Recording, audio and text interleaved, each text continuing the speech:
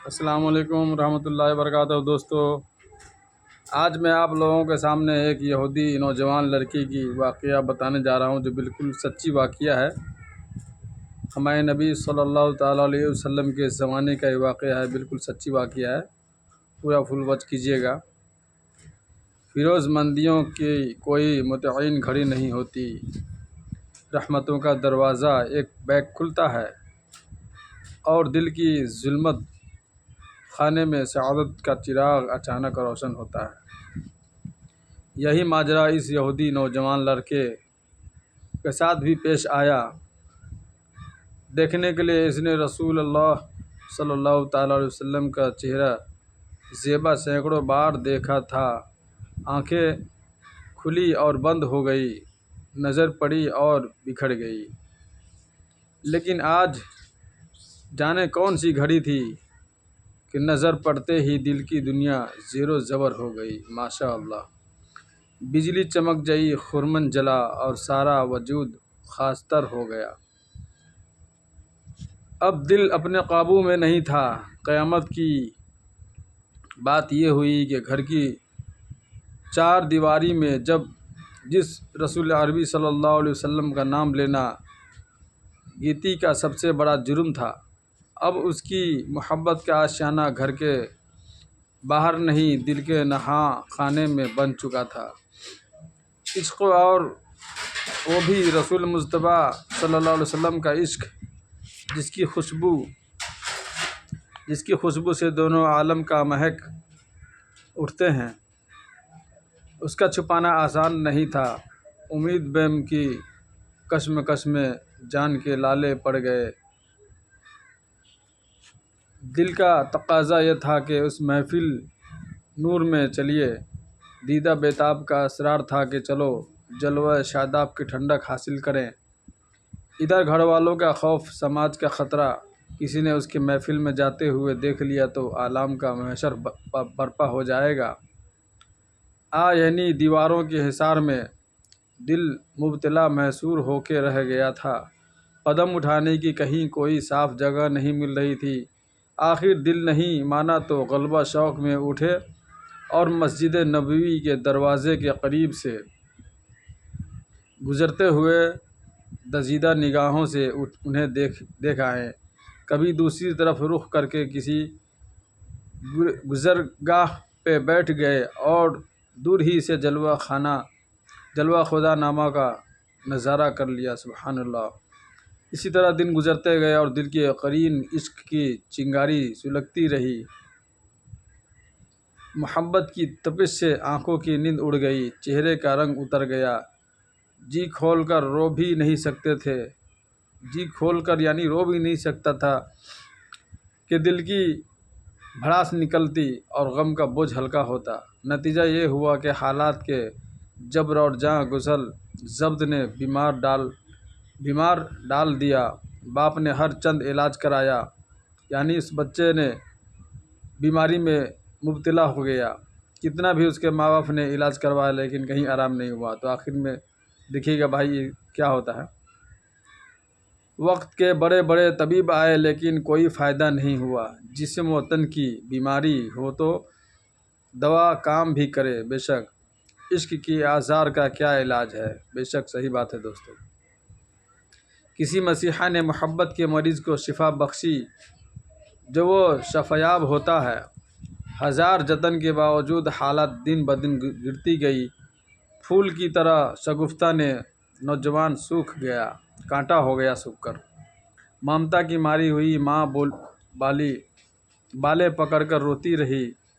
پاگل باپ کی طرح سر پٹکتا خاندان کے افراد کو افسوس ملتے، لیکن بیمار کا حال کوئی نہیں سمجھ پاتا۔ اب بیمار عشق حیات کی آخری منزل کی طرف تیزی سے بڑھ رہا تھا۔ ناتوانی اور ضعف کی شدت سے آواز مدھم پڑ گئی، زبان کی گویا جواب دینے لگی۔ کبھی کبھی ٹھنڈی آہوں کا دھواں فضا میں بکھرتا، اور بس آج ایک عاشق مہجور کی زندگی کا آخری شام تھی۔ آنکھیں پتھرانے لگی، جسم کی انگ انگ سے موت کے اثار ابھرنے لگے۔ ہچکیاں لیتے ہوئے اس بھری نگاہوں سے باپ کی طرف دیکھا کہ فرد محبت سے باپ کا کلیجہ پھٹ گیا۔ منہ کے قریب کان لے کر کہا، میرے لال کچھ کہنا چاہتے ہو؟ زبان کھلتے ہی آواز حلق میں پھنس گئی۔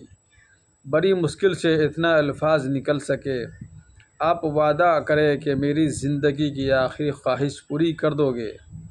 میں کچھ کہوں؟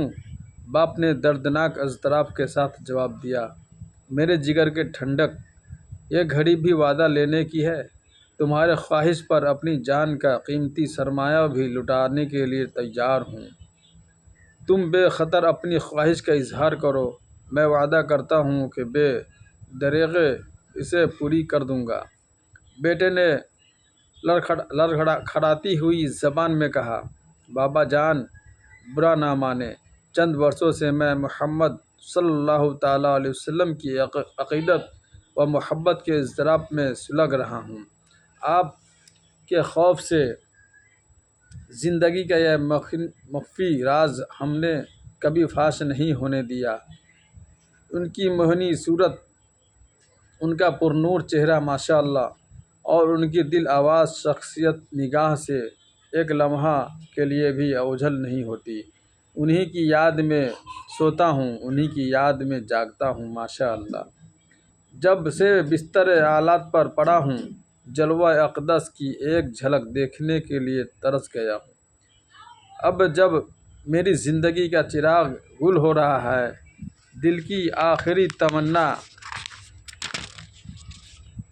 ہے کہ ایک بار ان کے روئے طابع کی زیارت کر لوں اور دم نکل جائے۔ ماشاء اللہ کیا خواہش تھی بھائی! دیکھیے، زحمت نہ ہو تو ذرا انہیں خبر دیجیے کہ ان کے کل و رخ کا ایک غلام دنیا سے رخصت ہو رہا ہے۔ بالیں پر کھڑے ہو کر اسے آخری نجات کا مژدہ سنا دیں۔ بیٹے کی یہ آرزو شوق معلوم کر کے غصے سے باپ کا چہرہ تمتما اٹھا، لیکن جلد ہی اس نے اپنے شدید جذبات پر قابو پا لیا۔ اکلوتا بیٹا تھا اور زندگی کی آخری سانس کسی طرح کی فرمائش کا بھی موقع نہیں تھا۔ چار بیٹے کا ناز اٹھانے کے لیے دل کو راضی کرنا پڑا۔ لرزتی ہوئی آواز میں کہا، میرے لختے جگر، اگرچہ یہ میرے لیے بات سخت ناگواری کی ہے، لیکن یہ خیال کر کے تم دنیا سے حسرت زدہ ہو کر نہ جاؤ، میں تمہاری خواہش کی تکمیل کے لیے جا رہا ہوں۔ سبحان اللہ! کل صبح سے مجھے اسرائیلی سماج کا مجرم کہا جائے گا، لیکن تمہارے بے چین روحوں کی آسودگی کے لیے یہ ننگ بھی گوارا ہے۔ بادل ناخواستہ اٹھا اور کاشانہ نبوت کی طرف چل پڑا۔ قدم اٹھ نہیں رہے تھے، اٹھائے جا رہے تھے۔ مسجد اقدس کے دروازے پر کھڑے ہو کر آواز دی، میں محمد عربی سے ملنا چاہتا ہوں، کوئی انہیں خبر کر دو۔ چند ہی لمحے کے بعد سرکار دو عالم صلی اللہ تعالی وسلم سامنے جلوہ گر تھے۔ ارشاد فرمایا، تمہیں کیا کہنا ہے؟ دل کا قصور فتح کر لینے والی یہ آواز سن کر یہودی کے ذہن و خیال بنیاد ہل گئی۔ بڑھ آئی ہوئی آواز میں کہا، میرا اکلوتا بیٹا عین شباب کی منزل میں دنیا سے رخصت ہو رہا ہے۔ تمہارے عقیدت و محبت کا سحر پر جلال اب اسے موت کی آغوش میں سلانا ہی چاہتا ہوں۔ تمہارے جمال کی زیبائش و کشش پر سارا عرب دیوانہ ہے۔ اس نے ہمارے یہودی نوزاد بچے کو بھی ایک عرصے سے گھائل کر رکھا ہے۔ اب وہ بستر مرگ پر تڑپ رہا ہے۔ اس کی آخری تمنا ہے کہ تم اس کی بالیں پر کھڑے ہو کر اپنے خوشنودی اور آخری نجات کا مژدہ سنا دو۔ یہ سنتے ہی سرکار رسالت مآب صلی اللہ علیہ وسلم نے صحابہ کرام سے ارشاد فرمایا، چلو اس فیروز بخت نوجوان کو دیکھ کر آئیں، جس کے خیر مقدم کے لیے آسمانوں پر ہنگامہ شوق برپا ہے۔ انتظار کرتے کرتے بیمار محبت کی آنکھیں بند ہو گئی تھیں۔ باپ نے سرہانے کھڑے ہو کر آواز دی، نور عین آنکھیں کھولو، تمہارے مرکز عقیدت آ گئے ہیں، یہ دیکھو سر بالے محمد عربی کھڑے ہیں، سبحان اللہ۔ اس آواز پر جاتی ہوئی روح پلٹ آئی، بیمار نے آنکھیں کھول دی، نظر کے سامنے عرش کے قندیل کا نور چمک رہا تھا۔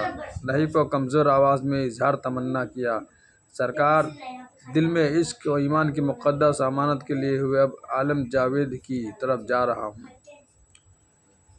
غلاموں میں میرا بھی نام درج کر لیا جائے، خدائے وحدہ لا شریک کا ایک سجدہ بھی نامہ اعمال میں زندگی میں میرے نہیں ہے۔